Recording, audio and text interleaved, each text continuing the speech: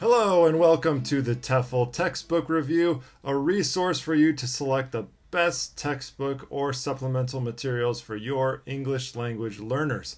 In this video, we'll take a look at Real Listening and Speaking 2. In order to get an overview, a quick look at some of the finer details and insights from a teacher's perspective about utilizing this book in the classroom. All right. Real Listening and Speaking 2 is part of the Cambridge English Skills series that you can recognize because all the titles have real in them. Cambridge published this book in '08. The authors are Sally Logan and Craig Thaine. This book is designed for a B1 student, and many of the unit objectives seem to be aligned with benchmarks from the CEFR. Before we get into more details, I would like to say that this is my favorite textbook for teaching speaking skills. I think the progression is great and the objectives are achievable and interesting for students. So, this book has 16 units that are divided into social and travel topics in the beginning and then work and study topics at the end. Although the topics of the book are kind of all over the place, the progression of each unit is really well done. Students are presented with language in a context, and then the book focuses on functional spoken language. Not only that, each unit has great pronunciation emphasis that focuses on suprasegmental features that can really help students in their comprehensibility.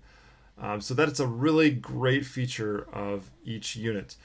Let's take a look at Unit 6. Unit 6 is a really fun unit because it not only equips learners to be able to communicate with a pharmacist, but it also gives learners a chance to give advice and explanation about a home remedy.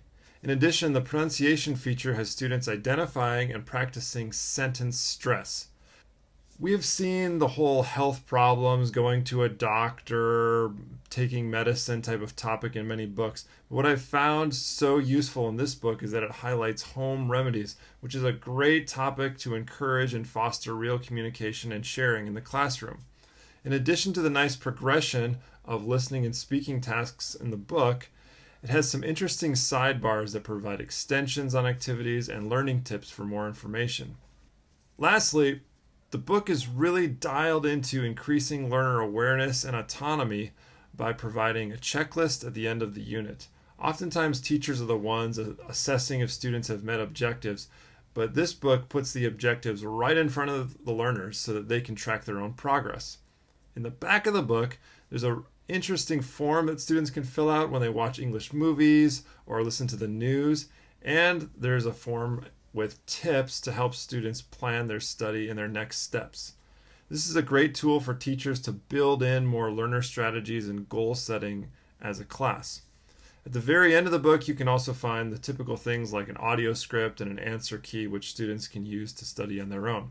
I really like this book because many times in a 4 skills book, you're jumping around between the skills from one to another, and students don't really get a chance to focus on their speaking from the presentation phase through practice and production.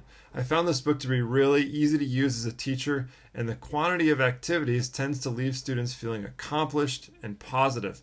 You know, there are some books where we're always having to cut things out and shorten activities, and that as a learner can kind of feel like, oh, are we behind? Are we not getting the full experience? But in this book, you really can feel accomplished at the end of each unit.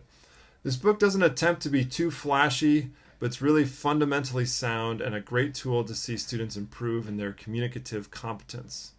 I highly recommend this book if you're teaching a general speaking and listening course.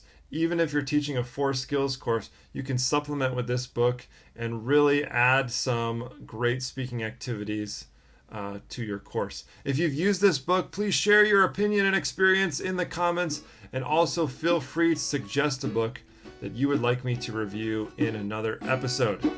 So, I'm Scott Gross, and I will see you in the next textbook review.